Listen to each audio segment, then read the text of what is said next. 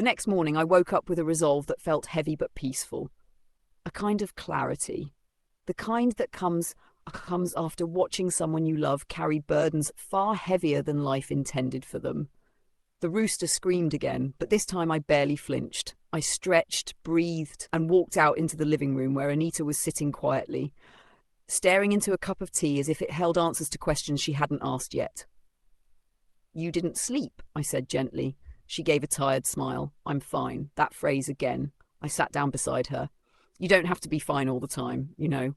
She inhaled slowly, her eyes softening. I thought, well, he'll help me pick the pieces up. "I will," I said quietly.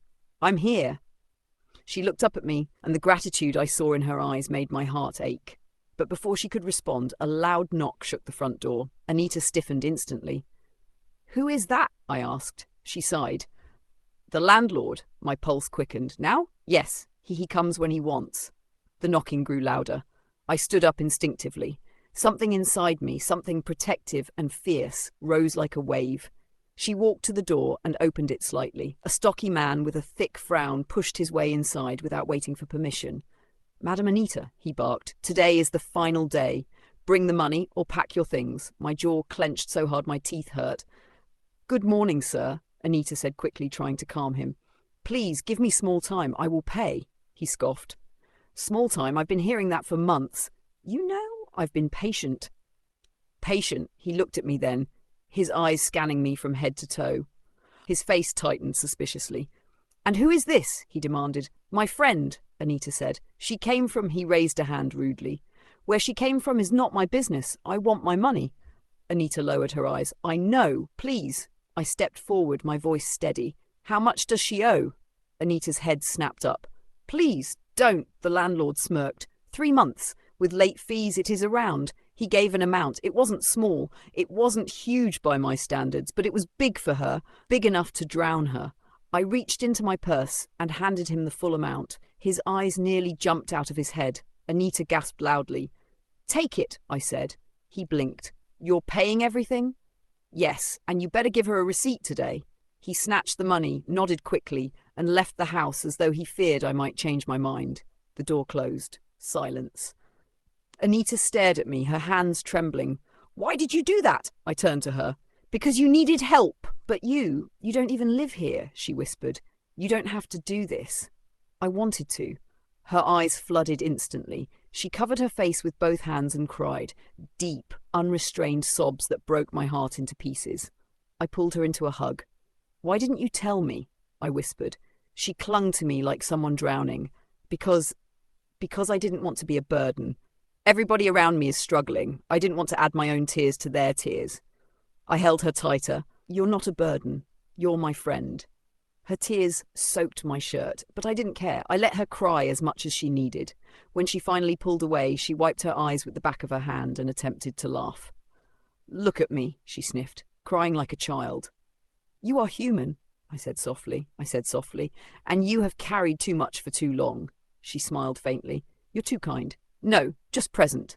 We spent the morning in silence, doing little things, cleaning, cooking, arranging things, just trying to settle her emotions. At some point, she insisted on making lunch for me, as if somehow she needed to balance the scales. When we sat to eat, she looked at me with a thoughtful expression. "Do you know the last time I ate peacefully?" she asked. I shook my head. "Years ago," she whispered. "Everything since then has been survival." I reached across the table and held her hand. "That stops now." Her lip trembled again, but she nodded. Later that afternoon, we walked around the neighborhood one last time before my departure the next day. Everyone greeted us with warm smiles. Children followed us again, teasing me about my water bucket incident. Even the roasted corn seller gave me an extra piece for free because, "Madam, you are now one of us." We walked slowly, side by side, soaking in the life around us, the laughter, the chaos, the tenderness that hid inside everyday struggles. At one point, Anita stopped and looked at a small group of children playing in the dust.